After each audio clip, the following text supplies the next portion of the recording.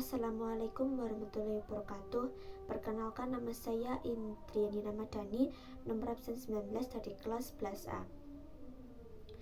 Bismillahirrahmanirrahim. Alhamdulillahirabbil alamin. Segala puji bagi Allah yang Maha Pengasih dan Maha Penyayang, yang Maha membalas doa hamba-hambanya apabila kita berdoa dan mengingatnya. Pertama-tama marilah kita panjatkan puja dan puji syukur kehadirat Allah Subhanahu wa Ta'ala yang mana telah memberikan saya kesempatan untuk membuat video dakwah pada kali ini dengan keadaan sehat walafiat.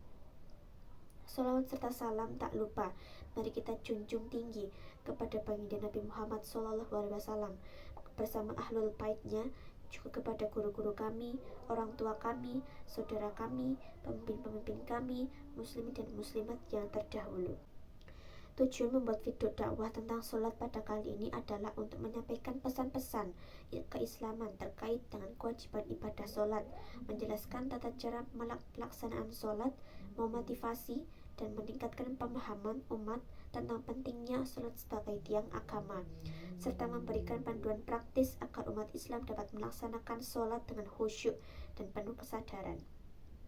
Melalui video ini diharapkan dapat membangkitkan kesadaran umat Islam dalam menjalankan kewajiban ibadah sholat sebagai bagian integral dari kehidupan sehari-hari. Mengapa sholat penting dalam Islam? Sholat adalah panggilan Allah.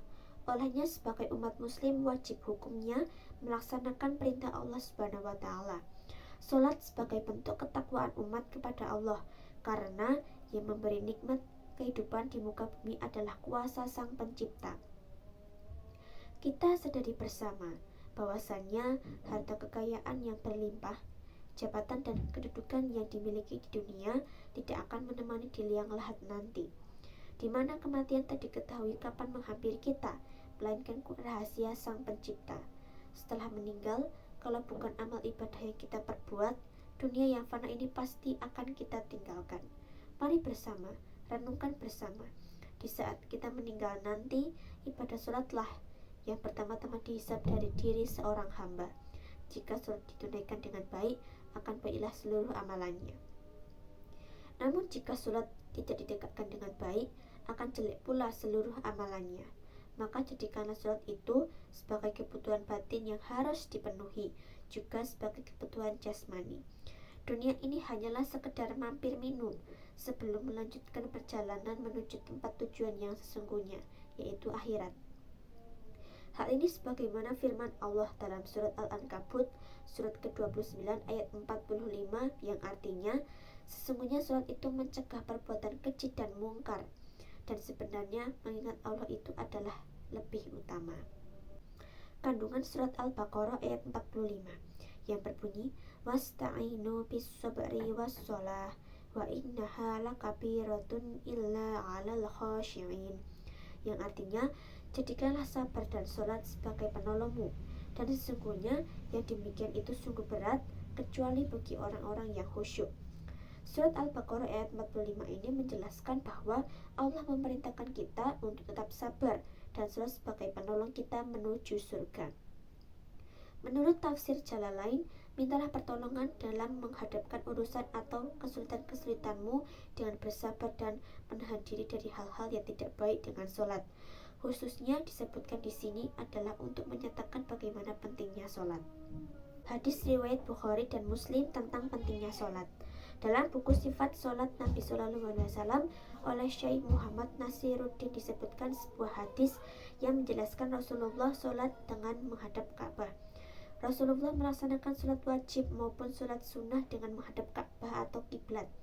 Beliau memerintahkan hal yang demikian kepada orang yang tidak benar dalam sholatnya sebagaimana sabdanya, apabila kamu hendak melakukan sholat, berwudulah dengan sempurna, kemudian menghadap kiblat, lalu bertakbirlah. Yang selanjutnya adalah rukun-rukun sholat. Yang pertama, sholat disunahkan untuk dilakukan dengan berdiri. Yang kedua, membaca niat dalam hati yang bersamaan dengan melakukan takbiratul ihram. Yang ketiga, membaca takbiratul ihram berbunyi Allahu Akbar. Yang keempat, membaca surat Al-Fatihah di setiap rakaat sholat. Yang kelima, rukuk dan tumak ninah. Yang keenam, iktidal setelah rukuk dan tumak ninah. Yang ketujuh, sujud 2 kali dalam 1 rakaat dan tumakninah. Yang kedelapan, duduk di antara 2 sujud disertai tumakninah. Yang kesembilan, tasyahud akhir dan duduk tasyahud. Yang ke-10, membaca tasyahud akhir. Yang ke-11, membaca sholawat Nabi setelah mengucapkan tasyahud akhir. Yang ke-12, salam. Yang ke-13, melaksanakan sholat dengan yang diajarkan dalam rukun sholat. Lalu yang selanjutnya adalah tata cara sholat. Yang pertama, melakukan takbiratul ihram. Tata cara sholat 5 waktu yang pertama harus kita lakukan adalah melakukan takbiratul ihram, yaitu membaca bacaan Allahu Akbar dengan mengangkat kedua tangan sejajar dengan telinga. Saat melakukan takbiratul ihram, bacalah niat surat dalam hati. Yang kedua, membaca doa iftitah. Tata cara sholat 5 waktu yang kedua adalah membaca niat, lipat tangan di depan dada, dan selanjutnya baca doa iftitah berikut. Allahu akbaru kabira walhamdulillahi katsira wa subhanallahi bukrata wa asila. Inni wajjahtu wajhiya lilladzi fataras samawati wal arda hanifan musliman wa ma ana minal musyrikin. Inna sholati wa nusuki wa mahyaya wa mamati lillahi rabbil alamin. La syarikalah wa bidzalika umirtu wa ana minal muslimin. Yang ketiga, membaca Al-Fatihah. Setelah membaca doa iftitah, kemudian tata cara sholat 5 waktu yang selanjutnya adalah membaca surat Al-Fatihah. Namun, jika tidak bisa membaca surat Al-Fatihah, diperbolehkan membaca surat lain yang ada di dalam Al-Quran. Jika tidak bisa juga, maka diperbolehkan pula hanya diam mengikuti imam atau diam dengan waktu yang lamanya, kira-kira seperti membaca surat Al-Fatihah. Yang keempat, membaca surat pendek. Setelah membaca Al-Fatihah, tata cara sholat 5 waktu dilanjutkan dengan membaca surat pendek di rakaat pertama dan kedua. Membaca surat pendek pada rakaat selanjutnya hukumnya sunnah.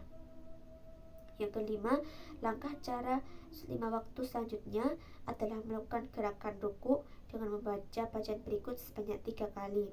Subhana rabbiyal azimi wa bihamdi. Setelah ruku, bangun kembali dengan membaca bacaan berikut. Sami Allahu liman hamidah. Lalu dilanjutkan dengan membaca doa iktidal berikut. Rabbana lakal hamdu mil'us samawati wa mil'ul ardi wa mil'u ma syi'ta min syai'in ba'du. Lalu yang keenam, sujud. Setelah rukuk, langkah cara sholat 5 waktu dilanjutkan dengan sujud sebanyak 2 kali dan membaca bacaan berikut. Subhana rabbiyal a'la wa bihamdi. Sebelum melakukan sujud yang kedua, baca bacaan duduk di antara 2 sujud berikut. Rabbi firli warhamni wajburni warfa'ni warzuqni wahdini wa'afini wa'fu anni. Lalu yang ketujuh, melakukan tasyahud awal. Tata cara sholat 5 waktu berikutnya dilanjutkan dengan gerakan tasyahud. Ini dilakukan saat rakaat kedua pada sholat zuhur, asar, maghrib, dan isya. Bacaannya yaitu At-tahiyyatul mubarakatus sholawatut thayyibatu lillah. Assalamu alayka ayyuhan nabiyyu wa rahmatullahi wa barakatuh. Assalamu alayna wa ala ibadillahis sholihin. Asyhadu an la ilaha illallah wa asyhadu anna Muhammadar Rasulullah. Lalu yang ke-8, melakukan tasyahud akhir. Lalu tata cara sholat 5 waktu selanjutnya adalah melakukan tasyahud akhir yang dilakukan sebelum melakukan salam dan mengakhiri sholat.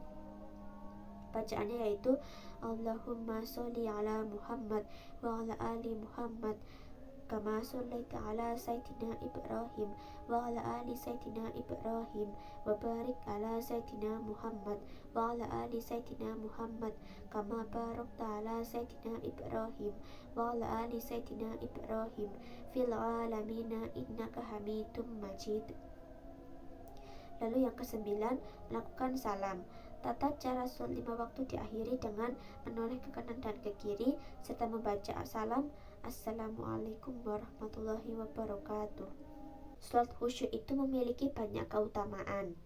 Dalam buku berjudul Tematik Al-Quran tentang Fikih dan Ibadah, Abdul Rahman Ghazali setidaknya menjelaskan 4 keutamaan sholat khusyuk. Yang pertama, orang yang sholat khusyuk dapat memperoleh kebahagiaan atau keberuntungan di dunia dan akhirat. Allah berfirman, sungguh beruntungnya orang-orang yang beriman, yaitu orang yang khusyuk dalam sholatnya. Quran Surat Al-Mu'minun ayat 1-2. Yang kedua, sholat khusyuk juga dapat memberi ketenangan dalam hati dan tidak gelisah apabila mendapat cobaan hidup. Hal ini sebagaimana firman Allah, Innal insana khuliqa halu'an idza massahu tsarru jazu'an wa idza massahul khairu manu'an illal musallina alladzina hum daimun. Sesungguhnya manusia yang diciptakan bersifat suka mengeluh. Ketika dia ditimpa kesusahan, dia berkeluh kesah. Dan apabila mendapatkan kebaikan atau harta, dia jadi kikir. Kecuali orang-orang yang melaksanakan sholat, mereka yang tetap setia melaksanakan sholatnya. Quran Surat Al-Ma'rij ayat 19-23.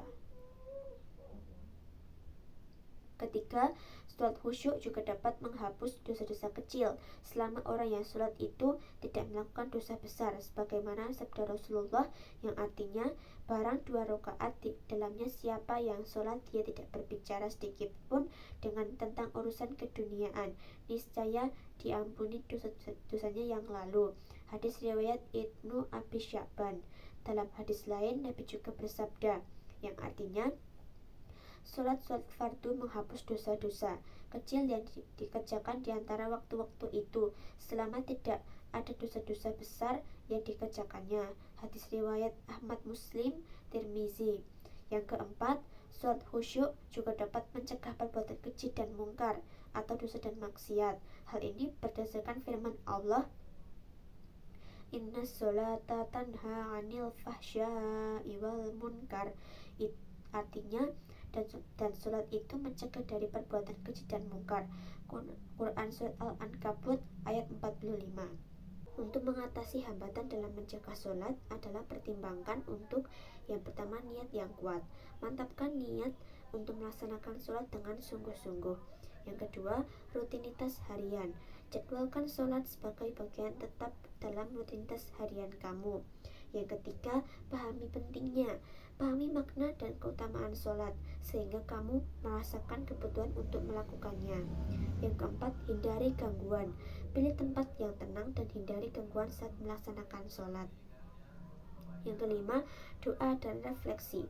Berdoa agar diberi kekuatan untuk konsisten dalam menjaga sholat dan refleksikan manfaat spiritualnya. Lalu yang terakhir adalah, agar kita khusyuk dalam sholat ada beberapa cara, yaitu yang pertama, menyempurnakan wudhu. Yang kedua, sholat di awal waktu. Yang ketiga, meninggalkan kesibukan dunia. Yang keempat, membuat batas. Yang kelima, mencari tempat yang nyaman. Yang enam, tidak menahan buang hajat. Yang ketujuh, tidak tergesa-gesa. Yang terakhir adalah menganggap sholat itu adalah sholat terakhir. Jadi itu adalah dakwah dari saya. Apabila saya terdapat kata yang tidak mengenakan, saya mohon maaf. Saya akhiri. Wassalamualaikum warahmatullahi wabarakatuh.